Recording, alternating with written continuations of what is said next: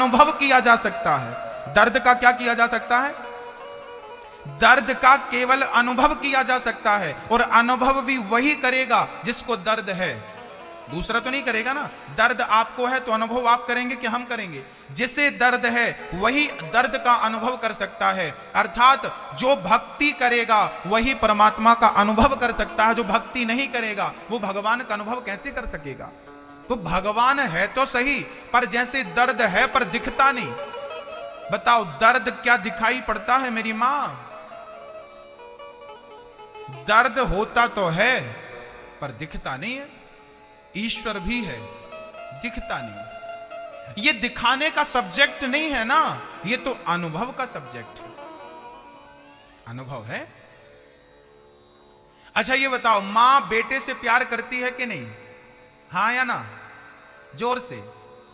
मां बेटे से प्यार करती है। क्या मां बेटे से प्यार करती है तो क्या वो प्यार दिखाई पड़ता है? एक बार तो मां अपने बेटे की कस के धुलाई कर रही थी। एक थप्पड़ गाल पे तो दूसरा गाल पे तो तीसरा तो चौथा। लोगों को लग रहा था मार डालेगी आज, कैसी मां निर्दयी बेटे को मार रही है। एक मां अपने बेटे के गाल पे 2-4 थप्पड़ मारती है तो देखने वालों को लगता है कि कैसी निर्दयी मां है ये, अपने बेटे से प्यार नहीं करती। अब बताइए, जो मां अपने बेटे के गाल पे 2-4 थप्पड़ मारती है, क्या वो मां अपने बेटे से प्यार नहीं करती? आप बताइए, जवाब दीजिए। करती है। करती है तो थप्पड़ क्यों मारती है? उसकी भलाई के लिए। कुछ गलत किया होगा तो मार मार के ठीक कर रही है। जैसे मां के मारने में भी प्यार होता है, ऐसे ही भक्तों उस प्यार को दिखाया नहीं जा सकता। मां बेटे से प्यार करती है, अब बेटा कहे कि मां तू प्यार करती है तो दिखा। अब बताइए, क्या कोई भी मां क्या बेटे से प्यार करती है तो क्या इसको दिखा सकती है?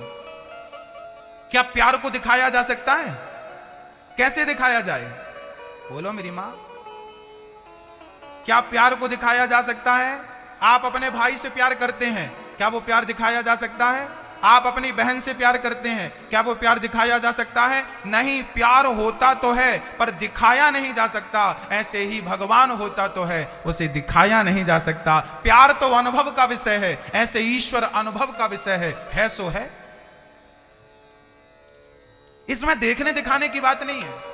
अब आप जिद करो कि दिखाओ दिखाओ, तो फिर हम भी जिद करेंगे कि अपना दर्द दिखाओ, अपना प्यार दिखाओ।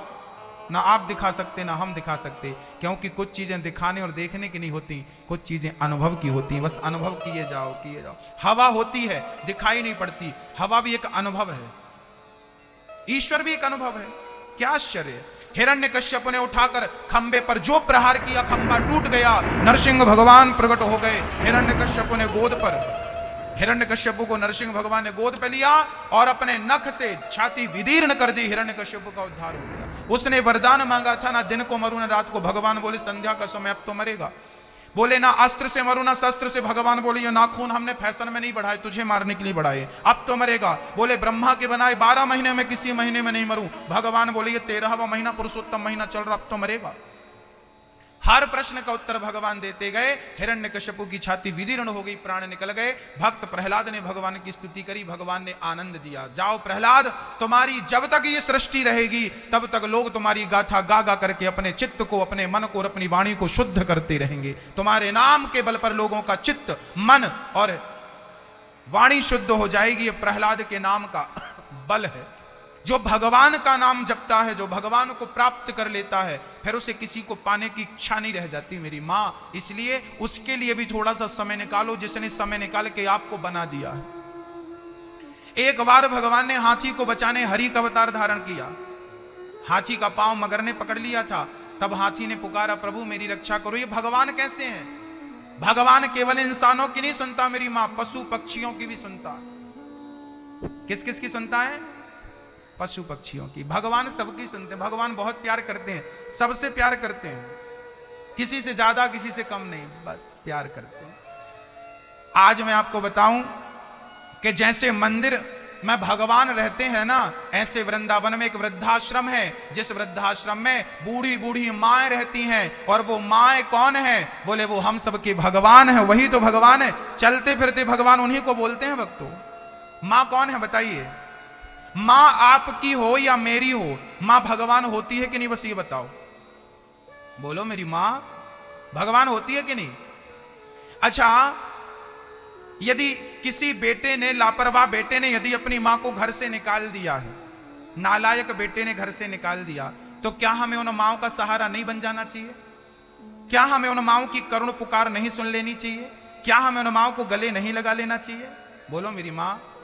इसलिए मैं निवेदन करता हूं कि धन कमाना बड़ी बात नहीं है। बहुत लोग धन कमाएंगे, पूरा जीवन ही तो हमें धन कमाना है भाई, खूब धन कमाना है। धन कमाना बड़ी बात नहीं है, धन का सदुपयोग कर लेना बहुत बड़ी बात है। आज धन का सही उपयोग करने का आपको अवसर मिला है। वृंदावन में उन वृद्ध माओं के लिए यदि आपने अपने सहयोग के हाथ बढ़ाए तो मैं निश्चित ही विश्वास दिलाता हूं कि ये दंतेश्वरी माता तब प्रसन्न होगी जब किसी माता को आप रोटी खिलाएंगे। ये माता डायरेक्ट नहीं खाती। अच्छा एक बात बताओ, जब आप अपने मम्मी के पेट में थे, जब आप हम सभी अपने मां के पेट में थे, तब क्या हमने 9 महीने डायरेक्ट खाए? कैसे खाते थे हम लोग बताओ? मां के द्वारा। मां खाती थी तो हमारी नाभि से एक नरा जुड़ा रहता था। नरा जानते ना, बच्चे का नरा मां के शरीर से जुड़ा रहता।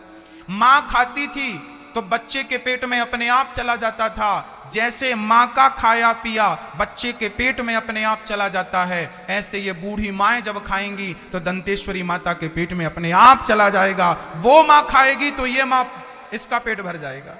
वो मां भूखी है तो इस मां को 56 भोग लगा दो, क्या होगा? इसलिए उन माओं की सेवा में लग जाओ जिन माओं को आपके सहारे की वास्तविक में जरूरत है। भक्तों, कहते हैं दान करने से दुर्गति मिट जाती है, दानम दुर्गति नाशनम।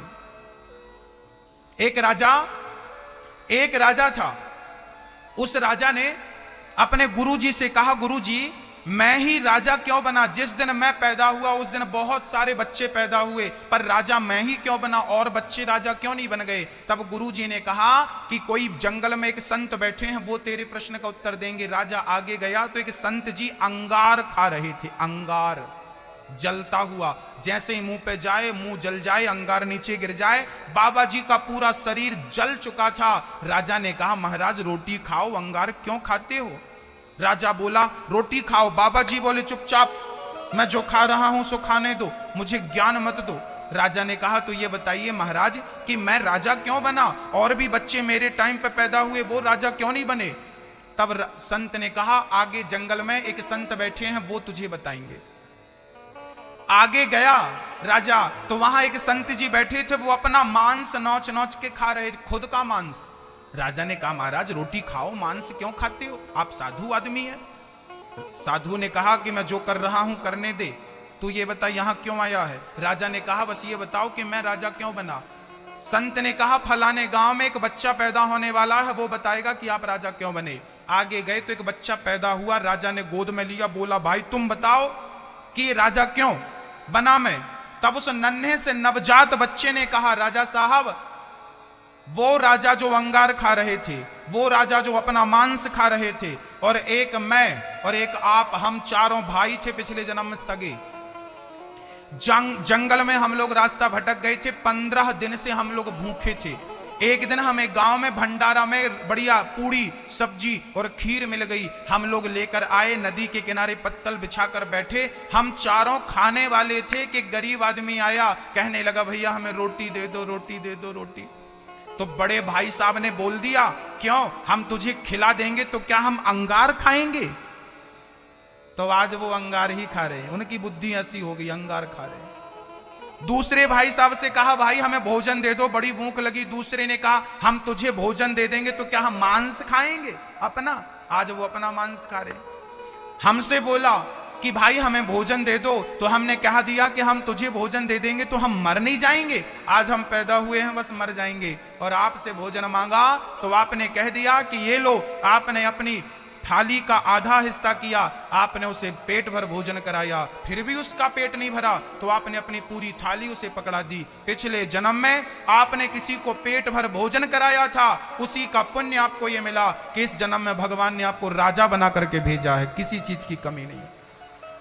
कहते हैं जो दूसरों की थालियों में रोटी डालते हैं उनकी थालियों में कभी रोटी भगवान कम नहीं होने देता। इसलिए यदि सामर्थ्यवान आप लोग हैं तो जरूर उन बूढ़ी माओं की सेवा के लिए अपने सहयोग के हाथ जरूर बढ़ाइएगा। भक्तों, ईश्वर ने योग्य बनाया है, धन बहुत कमा लेंगे हम लोग, पर धन का सदुपयोग करने का मौका बार बार नहीं मिलता। ये जो अवसर मिला है ये बहुत बढ़िया अवसर है। हमारे बीच में हम दान दानियों के नाम बोलेंगे, दान दाताओं के नाम बताएंगे जिन्होंने इस कार्य से अपने आप को जोड़ा है, अपने धन को जोड़ा है।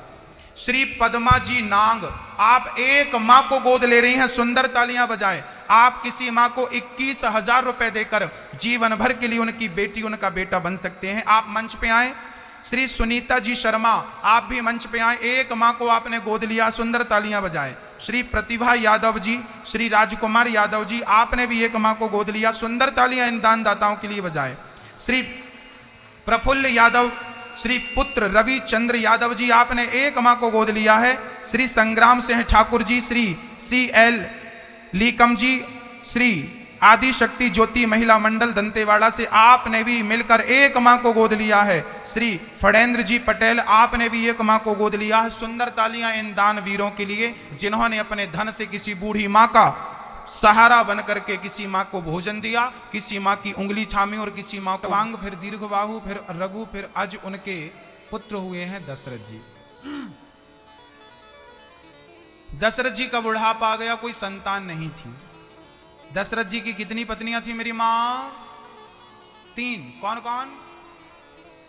कैकई, सुमित्रा और सबसे बड़ी मां कौशल्या।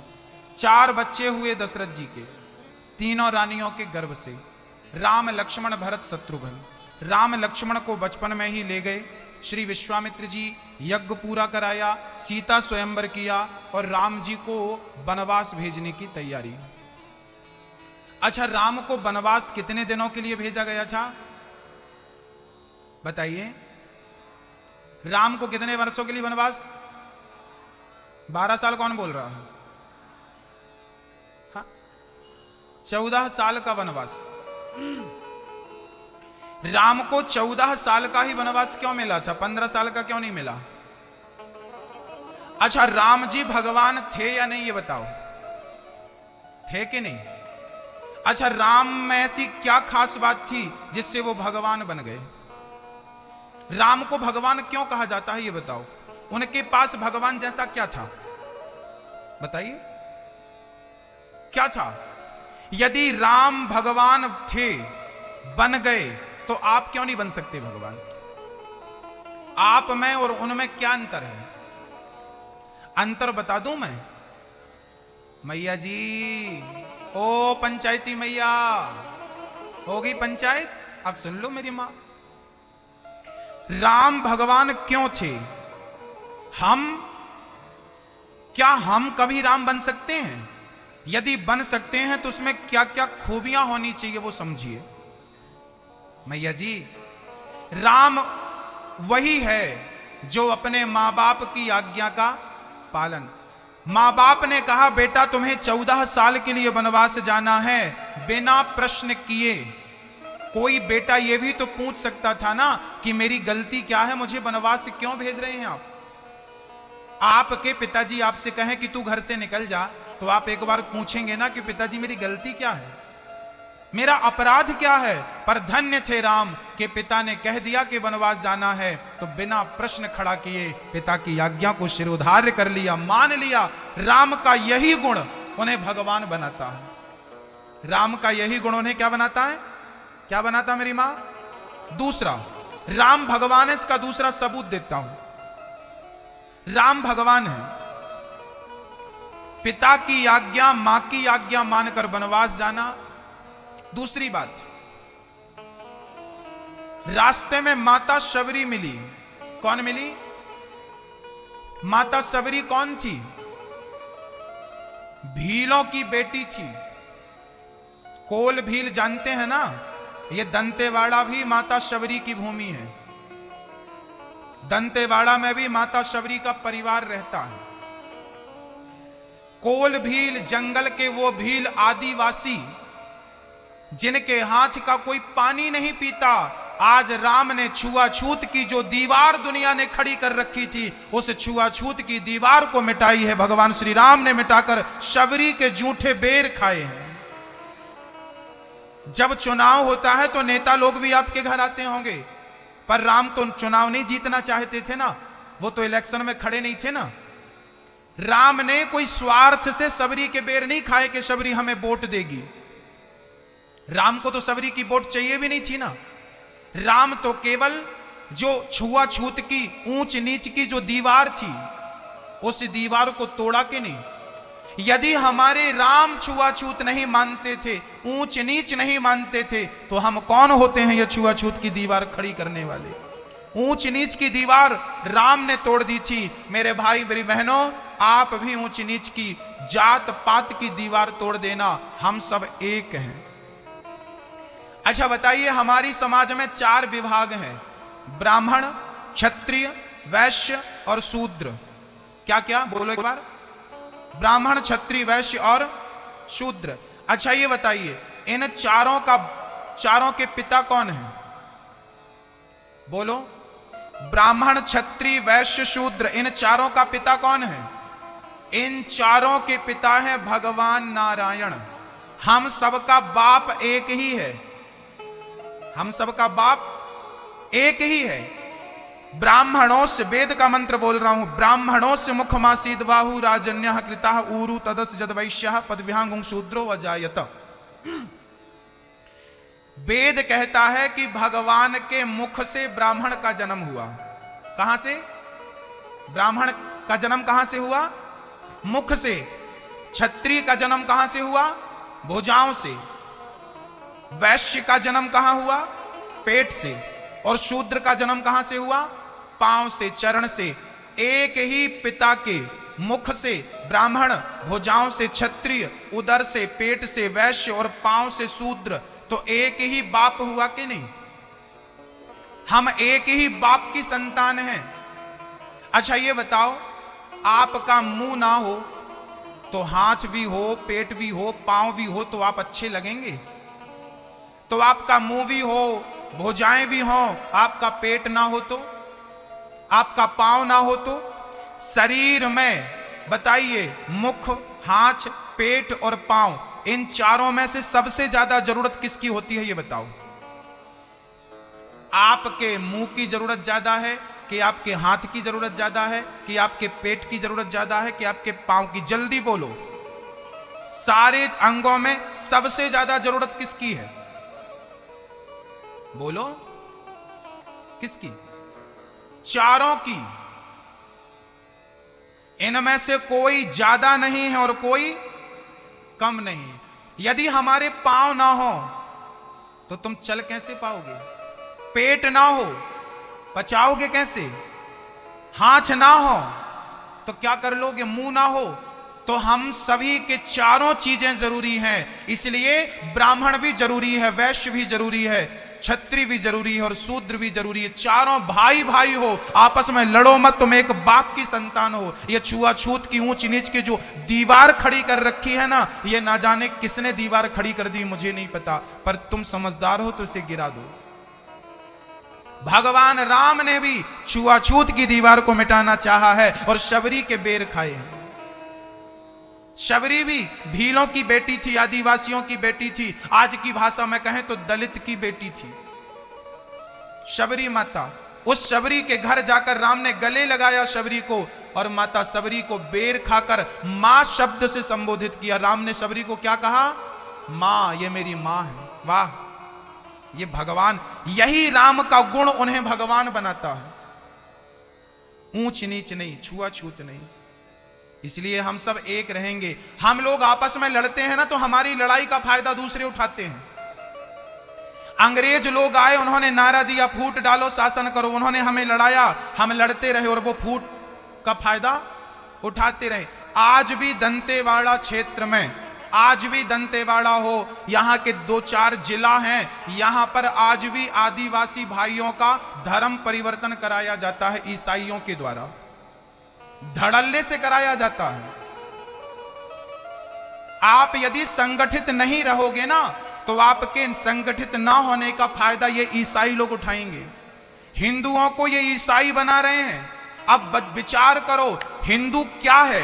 अरे हम वो लोग हैं जो भगवान के घर से बने बनाए पैदा होते हैं, बाकी लोगों को तो बनाना पड़ता है, हम तो बने बनाए पैदा होते हैं। एक हिंदू है पूरी दुनिया में जो बना बनाया पैदा होता है, बाकी मुसलमान बनाए जाते हैं काट पीट के। ईसाई बनाया जाता है, हां या ना? ईसाई बना बनाया तो हिंदू मॉडल पैदा होता है। सब बनाए जाते हैं। ये बनाने वाले लोग मिट जाएंगे, कह दो इनसे, पंगा ना लें। यदि हम एक हो गए ना, तो एक हो गए तो बचेगा कोई नहीं। इसलिए मैं आपसे निवेदन करता हूं मेरे भाइयों, लड़ो मत आपस में। ये जंगल में रहने वाले ना भील भाई हमारे भाई हैं, ये एक ही बाप की औलाद हैं हम दोनों। लड़ो मत, साथ में रहो, प्यार करो एक दूसरे से, भाई हैं तुम्हारे। उन्हें बरगला कर लोग धर्म परिवर्तन कर रहे हैं। इन ईसाइयों को समझा दो ठीक ठीक से, अपनी हैसियत में रहें। हमारे हिंदू भाइयों को बरगलाने की जरूरत नहीं है, अस्तित्व मिट जाएगा नहीं तो, है ना? आप एक बनो, समझदार बनो, संगठित बनो, जागो। सो रहे हो आप लोग, जागो,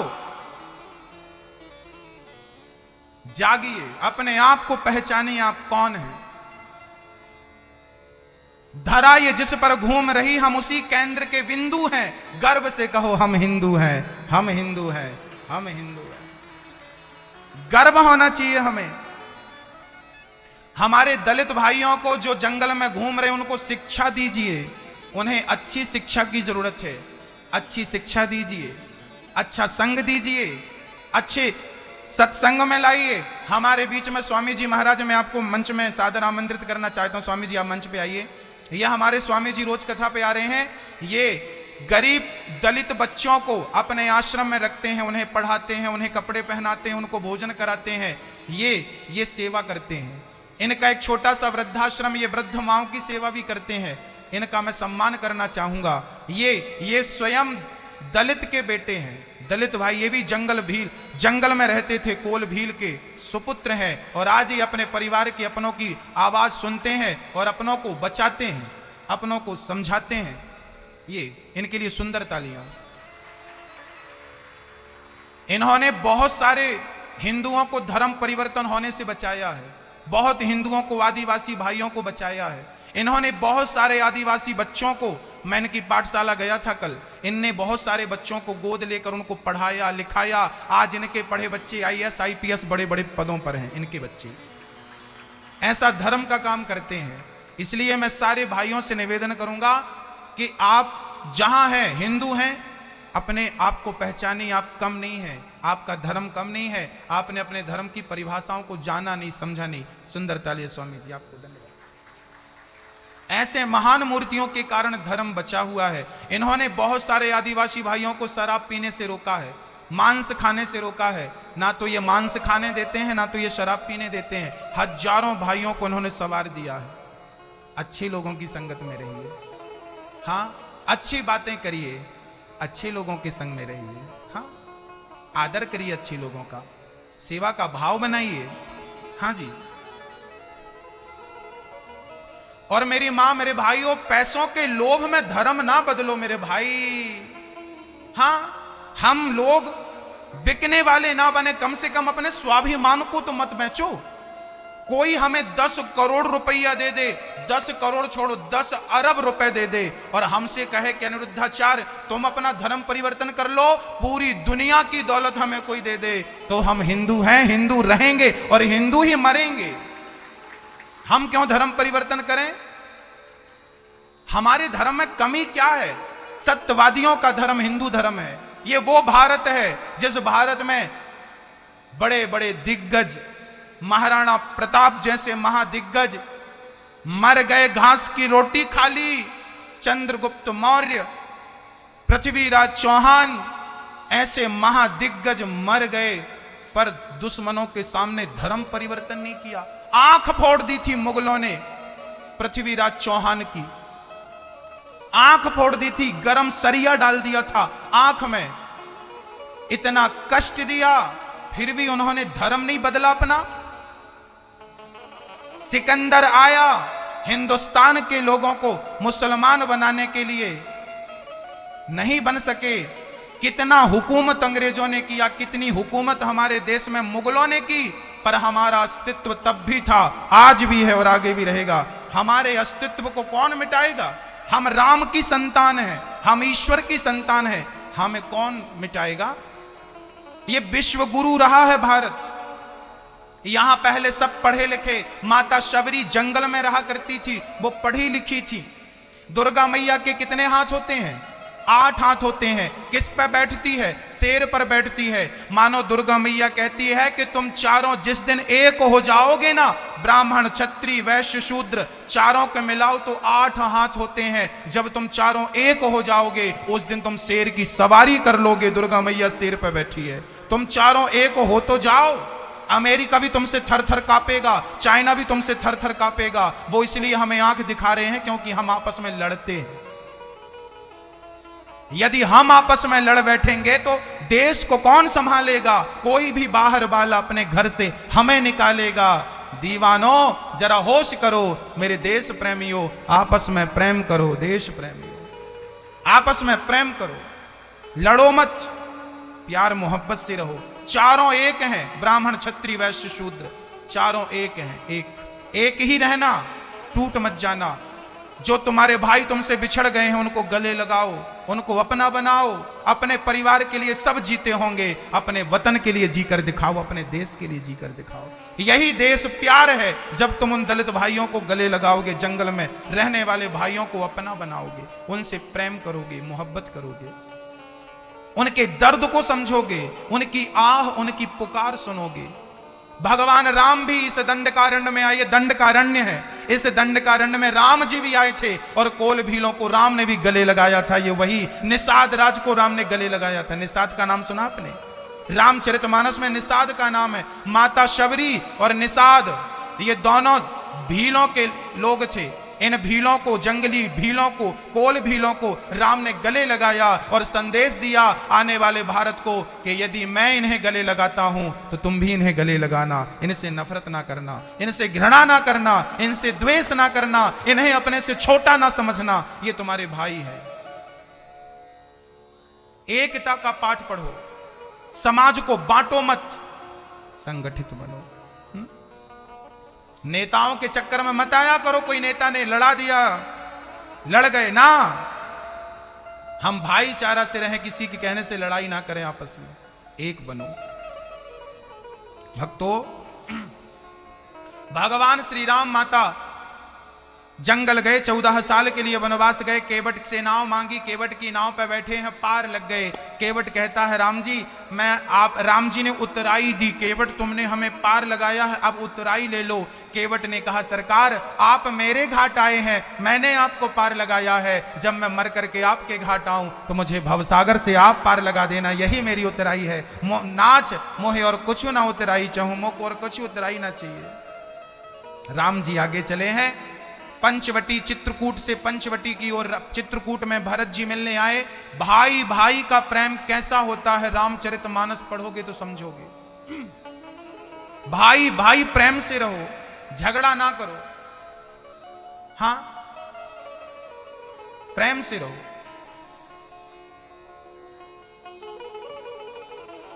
भक्तों,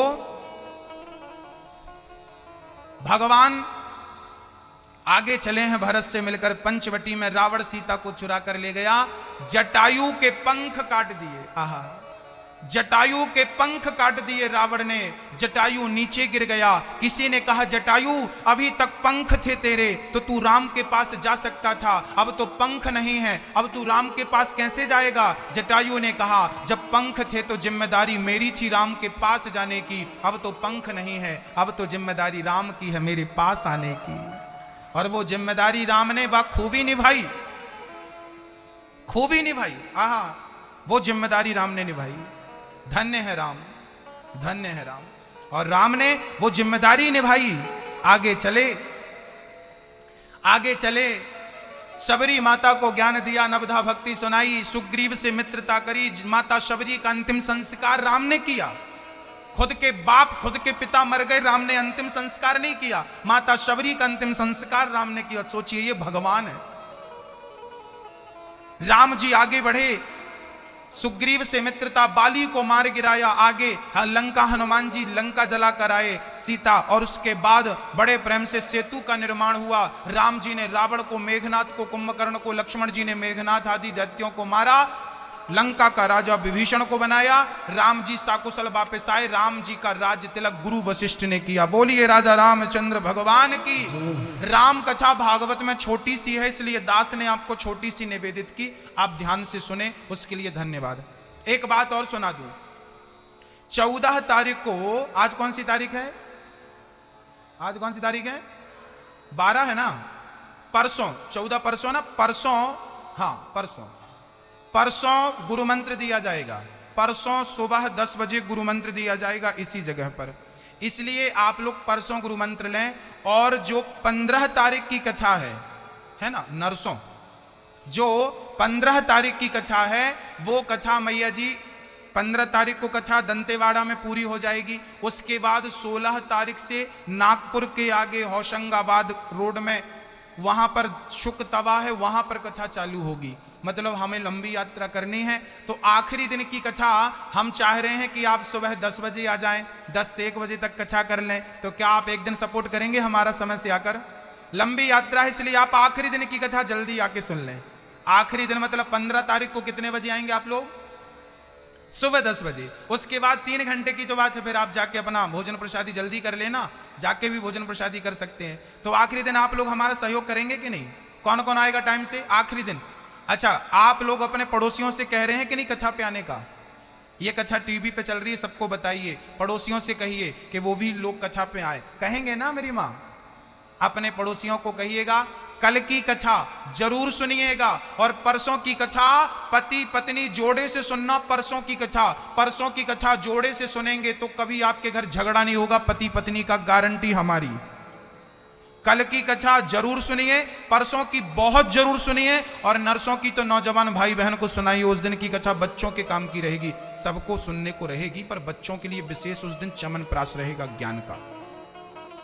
इसलिए आप सभी आए, सबको लाएं। आज भगवान श्री राम राजा बने, सीता जी रानी बनी। अब हम चलते हैं कृष्ण जन्मोत्सव की ओर। भगवान श्री कृष्ण हुए हैं चंद्रवंश में। भगवान नारायण के पुत्र हुए हैं ब्रह्मा, ब्रह्मा के अत्रि, अत्रि के चंद्रमा, चंद्रमा के बुध, बुध के पुरुरवा, पुरुरवा के आयु, आयु के पुत्र नहुस, नहुस के पुत्र ययाति, नहुस के पुत्र ययाति। इन्हीं के वंश में आगे चल करके, इन्हीं के वंश में आगे चल करके श्री वसुदेव जी हुए। वसुदेव जी हुए। वसुदेव जी महाराज ने देवकी से विवाह किया। कंस की चचेरी बहन का नाम देवकी था। देवक राजा की बेटी थी ये देवकी। देवकी मां विवाह होकर चली। परिणाम क्या हुआ? परिणाम यह हुआ कि आकाशवाणी हो गई, राजन देवकी का 8वां गर्भ कंस तेरा काल बन जाएगा। कंस डर गया, उसने बाल पकड़ करके उठाकर पटकना शुरू किया। तुरंत वसुदेव जी ने हाथ पकड़ा, बहन को मारेगा, हत्या लगेगी, पाप लगेगा, मैं तुझे 8वां गर्भ दूंगा। जेल में बंद कर दिया, कारागार में डाल दिया। पहला बच्चा हुआ, मार डाला। दूसरा, तीसरा, चौथा, पांचवा, छठा, 7वें गर्भ में श्री लक्ष्मण जी बलराम बनकर आए। देवकी के गर्भ में भगवान ने देवकी के गर्भ से निकालकर रोहिणी के गर्भ में डाला और भगवान का जन्म हुआ बलदाऊ जी का। रोहिणी मां बन गई। बोलिए बलदाऊ भैया की। 8वां गर्भ देवकी को कृष्ण के रूप में प्राप्त हुआ। भादों का महीना था, कृष्ण पक्ष की अष्टमी तिथि थी, अभिजित मुहूर्त था, रोहिणी नक्षत्र था। रात्रि के जैसे ही 12 बजे भगवान श्री कृष्ण शंख चक्र गदा पद्म लेकर प्रकट हो गए। बोलिए कृष्ण कन्हैया लाल की। भगवान प्रकट हो गए। भगवान के प्रकट होते ही वसुदेव देवकी ने हाथ जोड़कर स्तुति की। सत्यव्रतम सत्य परम त्रिसत्यम की देवताओं ने स्तुति की, स्तुति करनी शुरू कर दी। प्रिय भक्तों, जब स्तुति हुई, भगवान ने कहा पिताजी हमें जल्दी गोकुल से